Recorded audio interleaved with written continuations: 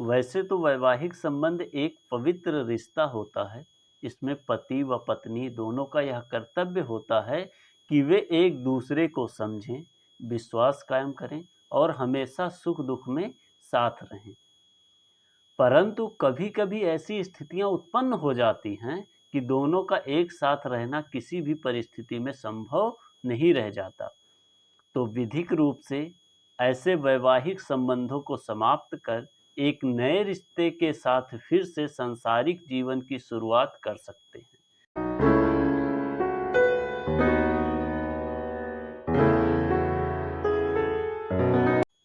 तो आज हम बात करेंगे तालाक के बारे में। तालाक, जिसे हिंदी में विवाह विच्छेद और अंग्रेजी में डाइवोर्स कहा जाता है। सबसे पहले हम जानेंगे कि तालाक क्या होता है। यह किन अधिनियमों के अंतर्गत, किन धाराओं में और किन आधार पर न्यायालय के समक्ष विवाह विच्छेद के लिए याचिका दायर किया जा सकता है, और तालाक या विवाह विच्छेद से संबंधित समस्त अधिनियमों और अनुच्छेदों में क्या-क्या प्रावधान किए गए हैं और इससे संबंधित होने वाली परेशानियों का समाधान, और अंत में विधिक सलाह की बात करेंगे। तो चलिए वीडियो को शुरू करते हैं। सबसे पहले तालाक की क्या परिभाषा है या तालाक होता क्या है। तो देखिए, जब कोई भी पति पत्नी अपने वैवाहिक जीवन का अंत करते हैं तो वो विधिक रूप से न्यायालय के समक्ष याचिका दायर करते हैं, और न्यायालय किसी कारणों की वजह से जिससे वैवाहिक जीवन को आगे बढ़ाना असंभव हो जाता है, तो वे एक दूसरे को अलग रहने के लिए विधिक रूप से मान्यता दे देते हैं। तो जब एक सक्षम न्यायालय अधिनियम में वर्णित किसी कारण के आधार पर विवाह के किसी पक्षकार के आवेदन पर विवाह के समाप्ति या विघटन की घोषणा कर देते हैं, तो उसे विवाह विच्छेद या तालाक कहते हैं। तो किन अधिनियमों के अंतर्गत कौन-कौन से आधार दिए गए हैं, तो सबसे पहला आता है हिंदू विवाह अधिनियम 1955 की धारा 13। इसमें हिंदुओं के विवाह के विच्छेद से संबंधित प्रावधान दिए गए हैं, और यदि व्यक्ति मुस्लिम है तो उसके विवाह विच्छेद या तलाक से संबंधित प्रावधान मुस्लिम विवाह विच्छेद अधिनियम 1939 की धारा 2 में दिया गया है। और यदि वह हिंदू या मुस्लिम नहीं है तो उसके लिए विशेष विवाह अधिनियम 1954 की धारा 27 में वर्णित प्रावधानों के आधार पर विवाह विच्छेद या तलाक की अर्जी न्यायालय के समक्ष दिया जा सकता है और विवाह विच्छेद की डिक्री पारित किया जाता है। तो सबसे पहले हम तीनों अधिनियमों को जो पढ़ेंगे, तो तीनों अधिनियमों के आधार पर यह कारण या आधार निकलते हैं कि पहला कारण उसमें निकलता है न्यायिक पृथक्करण। सबसे पहले जब आप न्यायालय के समक्ष विवाह विच्छेद के लिए याचिका करेंगे तो न्यायालय आपको यह सलाह देता है कि सबसे पहले आप 1 साल तक अलग अलग रह के देखें। आप कुछ बाध्यताएं उसमें न्यायिक पृथक्करण में दी जाती है कि आपको इन बाध्यताओं के साथ एक साथ रहना है। यदि फिर भी आपको एक साथ रहने में परेशानी हो रही है और एक साथ रहना असंभव है, तब आप तलाक या विवाह विच्छेद के लिए याचिका दायर कर सकते हैं। दूसरा है कि एक पक्षकार विवाह में किसी एक पक्षकार द्वारा व्यभिचारिता या मिथ्या आरोप लगाया जाता है या जारकम, या विवाह के किसी एक पक्षकार का विवाहेतर संबंध होता है, तो उस आधार पर भी तलाक या विवाह विच्छेद अधिनियम के अंतर्गत विवाह को विच्छेद किया जा सकता है। यदि किसी एक पक्षकार का मानसिक स्थिति अच्छी नहीं होती, यदि वह पागल हो जाता है और ठीक होना के कगार पर नहीं है या ठीक होने के कोई भी उपाय नहीं है, तब भी तलाक की याचिका दायर की जा सकती है। दोनों पक्षकारों के मध्य क्रूरता या घरेलू हिंसा के मामले में भी तलाक की याचिका दायर की जा सकती है। पांचवा है परित्याग की स्थिति में, छठा धर्म परिवर्तन की स्थिति में, सातवां संन्यास की स्थिति में, यौन रोग या नपुंसकता की स्थिति में, लगातार 7 वर्ष से लापता हो अगर कोई व्यक्ति, तब भी तलाक की याचिका दायर की जा सकती है। और 10वां है रतिजन्य रोग या कोढ़ से पीड़ित होने पर जिसका उपचार करना असंभव हो गया हो या जिसका उपचार से ठीक नहीं किया जा सकता हो, तब भी विवाह विच्छेद की याचिका न्यायालय के समक्ष दायर की जा सकती है। तो पहला कारण हम जानेंगे कि न्यायिक पृथक्करण। तो न्यायिक पृथक्करण हिंदू विवाह अधिनियम की धारा 10 में न्यायिक पृथक्करण के संबंध में प्रावधान करता है। न्यायिक पृथक्करण में 1 साल के लिए दोनों पक्षकारों को कुछ बाध्यताओं के साथ अलग अलग रहना होता है। यदि फिर भी दोनों पक्षकारों के मध्य सहवास की स्थिति उत्पन्न नहीं होती है, तो वे न्यायालय के समक्ष विवाह विच्छेद की याचिका दायर कर विवाह विच्छेद की डिक्री प्राप्त कर सकते हैं।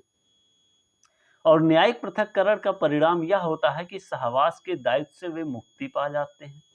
पुनर्विवाह पर प्रतिबंध होता है, न्यायिक पृथक्करण के दौरान वे दूसरा विवाह नहीं कर सकते और मूल विवाह अस्तित्वहीन नहीं होता है। न्यायिक पृथक्करण की जब डिक्री पारित की जाती है तो उनका विवाह विच्छेद नहीं होता, यहाँ पर उनका मूल विवाह अस्तित्व में रहता है, लेकिन वे केवल अलग अलग रह सकते हैं। और 1 वर्ष तक सहवास न होने पर विवाह विच्छेद की डिक्री न्यायालय जारी कर देता है। दूसरा है व्यभिचारिता का मिथ्या आरोप या जारता का कृत्य या विवाहेतर संबंध। तो आजकल के समाज में तलाक या विवाह विच्छेद का सबसे अहम कारण है विवाहेतर संबंध या व्यभिचारिता का मिथ्या आरोप या जारता का कृत्य। इसका विवाह का अगर देखा जाए तो लगभग 70-80% विवाहेतर संबंध से ही संबंधित मामले होते हैं जिनमें तलाक के लिए याचिका को दायर किया जाता है। और इसमें व्यभिचारिता या जो जार कर्म है उसके संबंध में कुछ एक्सेप्शन दिए गए हैं कि यदि मैथुन पत्नी की इच्छा से ना हुआ हो, अर्थात बलात्संग किया गया हो अथवा अचेतना अवस्था में या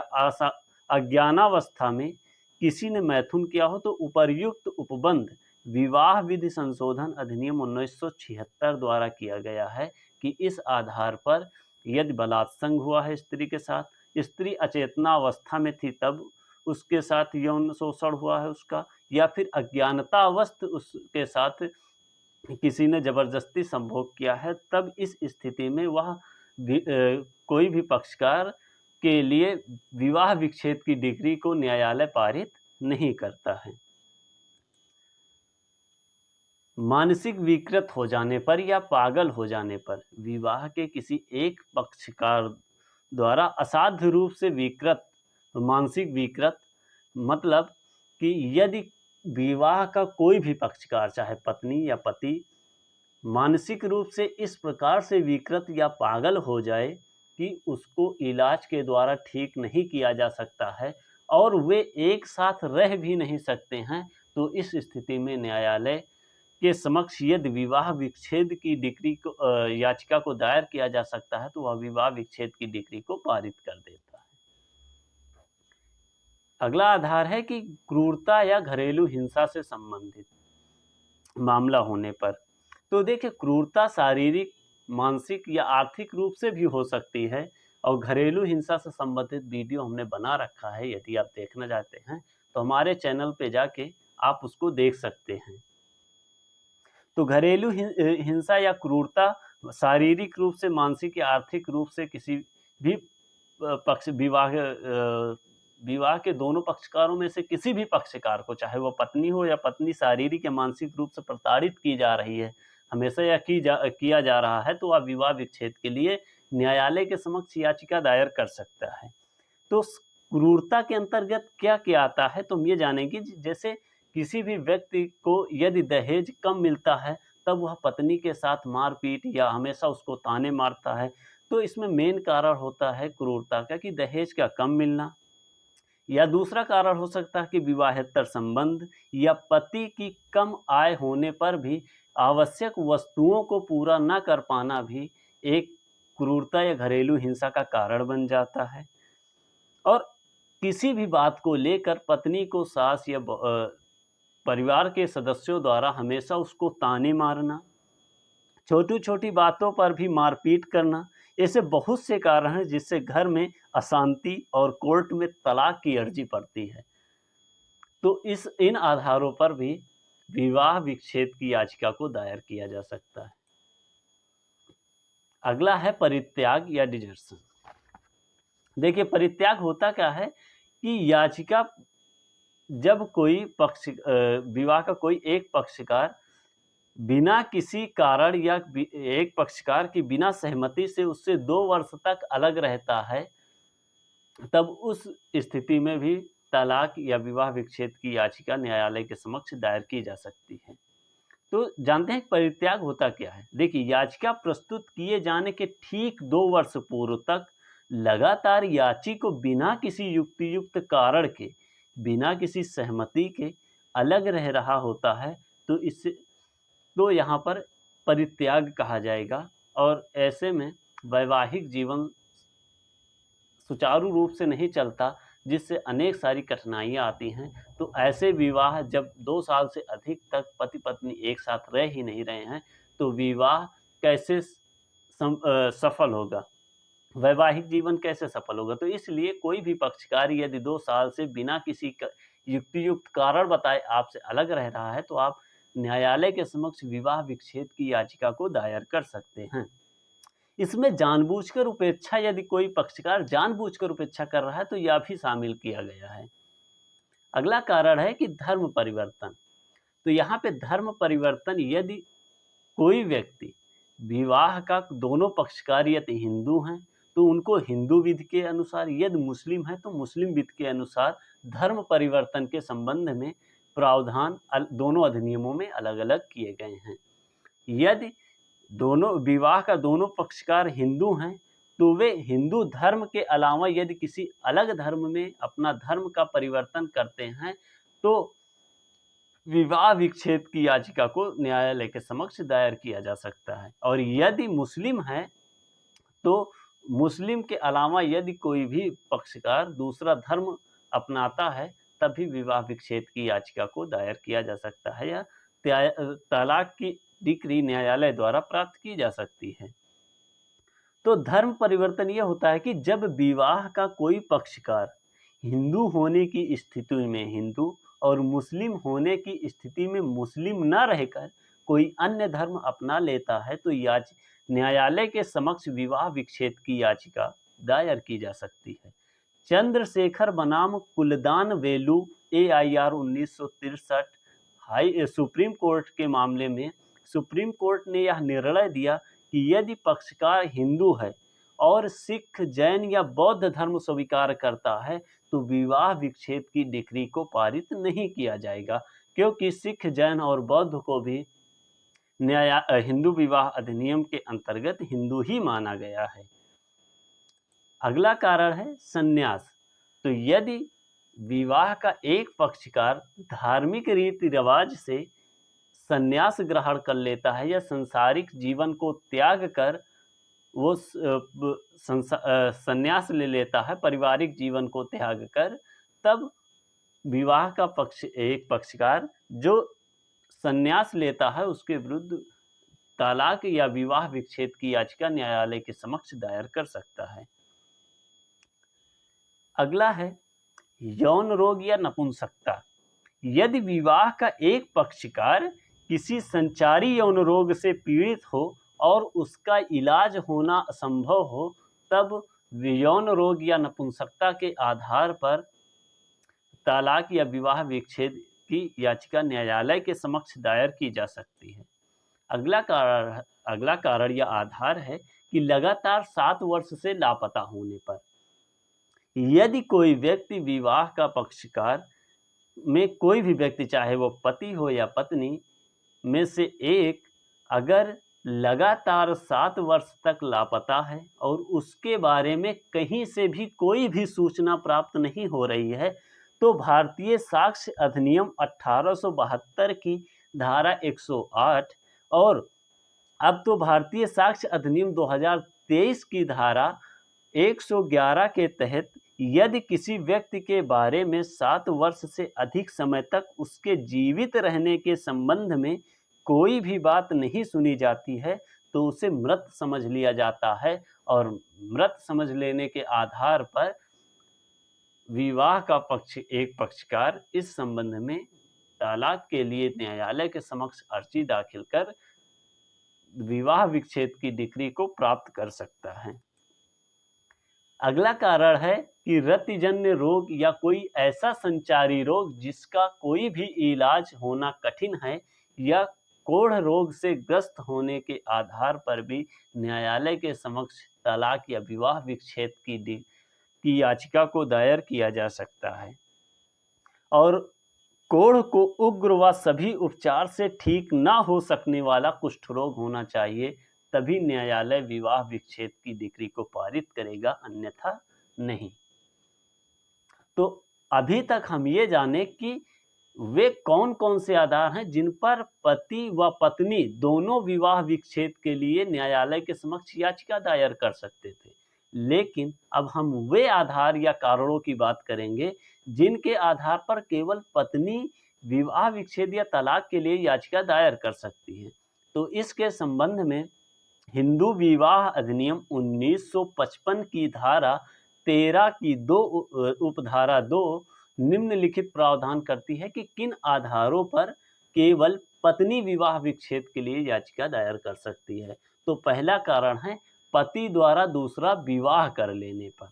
यदि पहला विवाह अस्तित्व में हो और पति ने दूसरा विवाह कर लिया हो, तो इस आधार पर पहली पत्नी अपने पति के खिलाफ तलाक या विवाह विच्छेद की डिक्री को पारित कर न्यायालय के समक्ष याचिका दायर कर सकती है और विवाह विच्छेद की डिक्री प्राप्त करने के साथ साथ पति के संपत्ति में आधा हक प्राप्त कर सकती है और भरण पोषण का अधिकार भी ऐसी पत्नी को पति द्वारा दिया जाना न्यायालय आदेश दे सकता है। और दूसरा कारण है कि यदि कोई भी व्यक्ति पत्नी से अलग रह रहा है, तो वह पत्नी भरण पोषण की डिक्री न्यायालय से पारित करवा सकती है। तीसरा कारण है पति द्वारा अप्राकृतिक मैथुन या सेक्सुअल इंटरकोर्स की अपराध करने पर भी पत्नी न्यायालय के समक्ष विवाह विच्छेद की डिक्री को पारित करवा सकती है। और चौथा कारण है यौवनागमन का विकल्प। यौवनागमन का विकल्प हिंदू विवाह अधिनियम 1955 और मुस्लिम विवाह विच्छेद अधिनियम 1939 दोनों में प्रावधान किया गया है। यौनागमन का विकल्प ये होता है कि यदि किसी लड़की का विवाह 15 वर्ष से पूर्व हुआ है या बाल्यावस्था में ही हो गया है और यदि वह 15 वर्ष की आयु को प्राप्त करती है और उनके बीच कभी भी संभोग नहीं हुआ है, तब वे 15 से 18 वर्ष की आयु के बीच में तलाक या विवाह विच्छेद के लिए न्यायालय के समक्ष याचिका दायर कर विवाह विच्छेद की डिक्री को प्राप्त कर सकते हैं। अब हम जानते हैं कि तलाक या विवाह विच्छेद से संबंध में कौन कौन से समाधान या बचाव या हमें अधिकार प्राप्त होते हैं कि हम विवाह विच्छेद की स्थिति में क्या कर सकते हैं। तो पहला समाधान है विवाह विच्छेद का पहला समाधान है कि आप न्यायालय के समक्ष जाएं और न्यायिक पृथक्करण की डिक्री को पारित करा के आप 1 साल तक अलग अलग रह लें, ताकि आपके संबंध के बीच में यदि जिस बात को लेकर दरार हुई थी या जिस कारण की वजह से आप अलग अलग विवाह विच्छेद या तलाक चाहते हैं, क्या पता 1 साल के अंदर में आपके लिए वो समस्या समाप्त हो जाए और आप दोनों एक साथ रहने के लिए राजी हो जाएं। तो ऐसे में पहला तलाक या विवाह विच्छेद का पहला समाधान है कि आप न्यायालय के समक्ष जाएं और तलाक या विवाह विच्छेद की डिक्री को पारित न करा के आप न्यायिक पृथक्करण की डिक्री को पारित कराएं, और यदि 1 साल से अधिक समय तक आपके पति या पत्नी दोनों के संबंध में सहवास की स्थिति उत्पन्न नहीं होती है, तब आपको विवाह विच्छेद होगा। अन्यथा आप एक साथ फिर से अपने वैवाहिक जीवन की शुरुआत कर सकते हैं। दूसरा है, पत्नी को यह अधिकार होता है कि यदि पति उसको उसकी अनुमति के बिना छोड़ता है या किसी अन्य कारण के बिना कारण छोड़ देता है, तब पत्नी को अपने पति से भरण पोषण का अधिकार प्राप्त करने का अधिकार प्राप्त है। और यदि पति या पत्नी में कोई भी लड़ाई झगड़ा या किसी बात को लेकर रंजिश उत्पन्न होती है, तो वे दोनों आपसी सहमति से अपनी समस्या को समाधान कर विवाह विच्छेद से बच सकते हैं और अपने वैवाहिक जीवन को फिर से शुरुआत से तो नहीं कहेंगे, फिर से आप अच्छे से शुरुआत कर सकते हैं। और आपको आपसी समझौता एक अच्छा उपाय है विवाह विच्छेद से बचने के लिए। और चौथा समाधान है इसका कि एक दूसरे को साहचर्य प्रदान करना। यदि किसी भी विवाह में यदि दोनों पक्षकार, चाहे वो पति हो या पत्नी, को एक दूसरे के ऊपर विश्वास नहीं रहेगा, एक दूसरे का प्रत्येक परिस्थिति में साथ नहीं देंगे, और या किसी काम को लेकर एक दूसरे से सलाह या फिर एक मत होकर काम नहीं करेंगे, तो ऐसी स्थिति में दोनों के मध्य एक साथ रहना लगभग मुश्किल होता है, और ऐसे में एक न एक दिन तलाक या विवाह विच्छेद की स्थिति उत्पन्न हो सकती है। तो हम ये कहेंगे कि दोनों पक्षकारों को एक साथ सहचर्य जीवन प्रदान करना चाहिए और दोनों को आपसी विश्वास बना के रखना चाहिए। तो विवाह विच्छेद के इस वीडियो के सबसे लास्ट में हम ये बात करते हैं कि यदि आप भी अपने वैवाहिक जीवन से संतुष्ट नहीं हैं और वैवाहिक बंधन से विधिक रूप से मुक्त होना चाहते हैं या विवाह विच्छेद को रोकना चाहते हैं, तो इस संबंध में आपको तलाक से संबंधित समस्त विधिक जानकारी आप हमें नीचे दिए गए नंबर पर शाम के 6 बजे से 8 बजे के बीच में अपनी समस्या, नाम व पता भेजें। आपको सभी विधिक जानकारी, तलाक या विवाह विच्छेद से संबंधित समस्त जानकारी मुफ्त में दी जाएगी और आपके वैवाहिक जीवन को सफल बनाने के लिए हम पूरा प्रयास करेंगे। तो मैं एडवोकेट राम पूजन आप सभी का अपने इस वीडियो में एक बार से धन्यवाद दे रहे हैं कि आपने वीडियो को पूरा देखा। यदि यह वीडियो आपको थोड़ा सा भी अच्छा लगा हो या आपको इसमें से कोई भी जानकारी से संबंधित आपको मुझसे अलग से जानकारी चाहिए, तो आप हमारे नंबर 7052822616 या 7052822616 पर व्हाट्सएप करें। आपके मैसेज का रिप्लाई 100% समय पर ना सही तो थोड़ा लेट ही सही, लेकिन आपके मैसेज का रिप्लाई जरूर दिया जाएगा।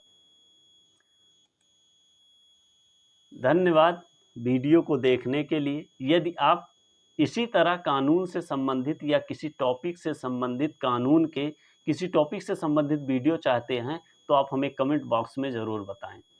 वीडियो कैसा लगा ये भी ज़रूर बताएं और अपने दोस्तों के साथ शेयर करें ताकि उन्हें कानून से संबंधित विधिक जानकारी